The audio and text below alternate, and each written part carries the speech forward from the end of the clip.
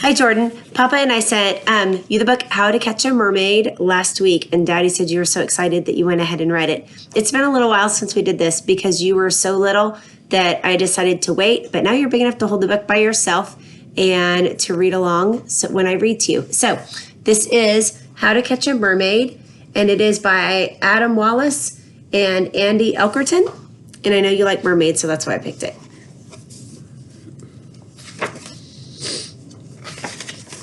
All right. Last week, I saw a mermaid. It's not something I'd pretend. I'd really like to catch her so she could be my friend. We'd have the best adventures. I'd learn her mermaid ways. We'd tour her mermaid city. We'd swim for days and days. Let's see, you can see her tail. Not quite there yet, but you can see her tail. And she's thinking about it because you can see the bubbles. Hey, you two, come follow me. I need you on my team. The water's where we need to plan our mermaid catching scheme. See, that's her friend and the dog. And they're at Cappy Pappy's Sea Shop and Sub Rental. So maybe they're going to rent a submarine and go see if they can get a mermaid that way. But how to catch a mermaid, you don't learn this in school. We'll need to build a gentle trap and start near the tide pool. So that's where it's right there. So if you look underneath, you can see the shadows of little fish and the dock and the seagulls.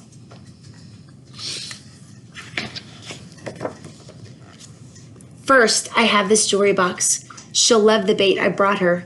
She can't resist a treasure chest. Oh no, it's in the water. And the crabs are stealing it and they're taking it away and the dog is barking.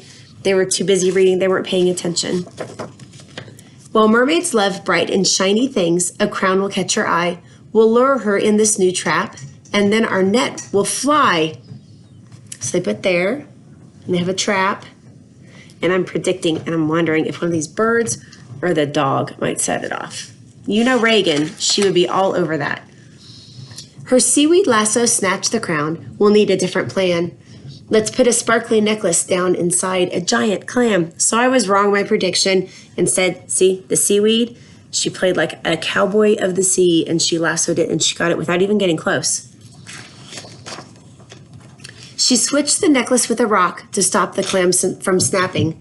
Now she has another prize. We'll need some better trapping. This is one smart mermaid. Who knew?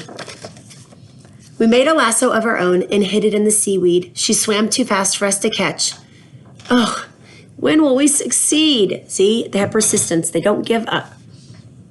And there's all of her stuff. See, she just keeps winning every time.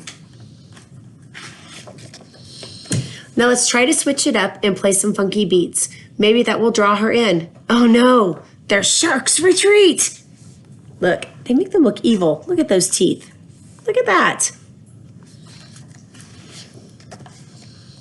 We escaped from all the sharks. That was a scary scene. But now we get to up our game with this cool submarine. Look, the dog is driving the submarine. Smart dog, too. The submarine has robot arms to catch our fishy lass. But this mermaid can't be caught. She's really too fast. She can outswim that submarine. Look. Looks like they made it all the way down to maybe where she lives. It's time to pull out all the stops. We have to be quite sneaky. But she heard our trap from far away. The treasure chest was creaky. Made a sound. Creaky. It made a sound. She heard it all the way in the ocean. Oh no, look out. The sharks are back. We're doomed. What can we do? We used up all our traps and bait. Without some help, we're through. They're gonna be shark bait. Our mermaid comes to save the day. She made a trap to save us. She scares the shark and scoots us up. She really is courageous. They use all, you know what I noticed? They use all these descriptive words like scary and courageous and creaky. When you look through these books, all of these are adjectives and they describe something.